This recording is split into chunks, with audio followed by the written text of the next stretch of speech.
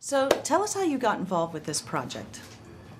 Well, the producer, Paula Weinstein, is my best friend, and so for many years I've been hearing about the movie, and she always liked to fantasize that I would play Hillary in it, but she didn't know at the time to what extent it would need to be Jewish as opposed to what it ended up being, which is I've converted, and my husband was a bit of an atheist, even though, you know, we do sit Shivah.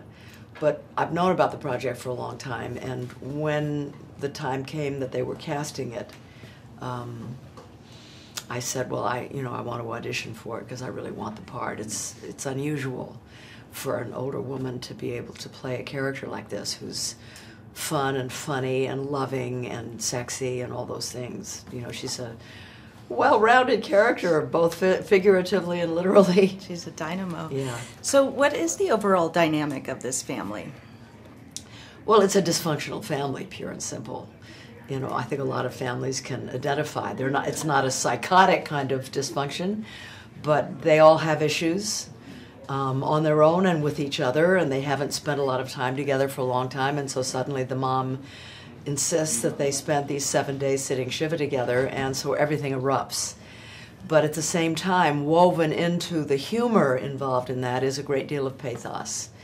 And I know other people do, but I cry every time I see it. I mean, I didn't know Tina Fey could make me cry, but she does. She's really moving, and so is Jason. And so is Connie Britton. I'm really touched by the movie. It's a great cast. Yeah. So was this the first time meeting most of these people that you worked with? Yes, I hadn't met any of them before. That's true.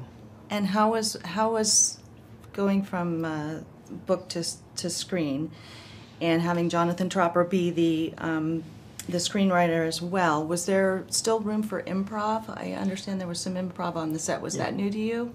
It was a wonderful script written by the novelist Jonathan Tropper, but you know, you have Jason Bateman and Tina Fey and Ben Schwartz, and you had a lot of improv. There's whole sections that's totally right there coming out of the heads of these geniuses right on the spot, and I'm in awe of that. So, you know, a lot of the time on this set, which was a house in Long Island, my jaw was on my chest. I mean, it was just awe-inspiring for me. I felt like a student of comedy. 'Cause I can improvise drama, but improvising comedy is a whole different animal.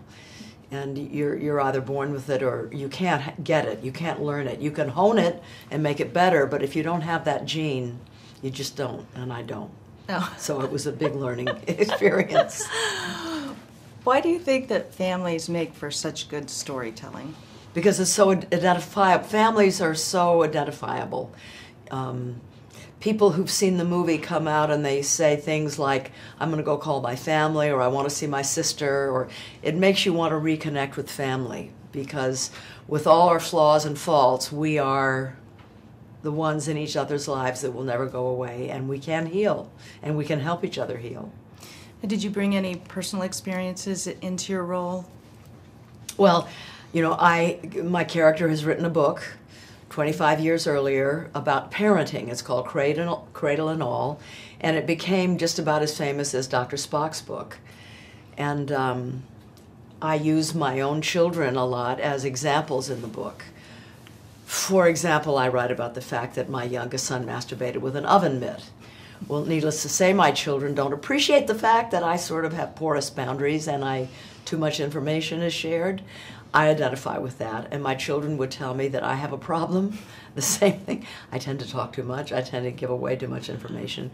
One difference is that when I write my books, I give it to my children so they can take out what they don't think is appropriate.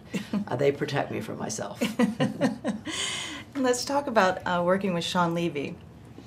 What was that like? Shawn is a most kind, attentive, generous director. I mean, I can't believe the degree to which he sees everything with every crew member, every cast member.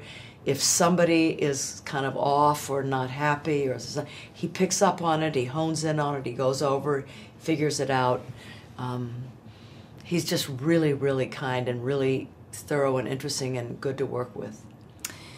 And what do you, as you mentioned, and as I feel too, this is very relatable to a lot of people that are going to see it. What do you hope that they take away from this film? Well, I think what people will take away from this is where I leave you, is the fact that despite the dysfunctions, we can heal. Don't give up on ourselves or each other.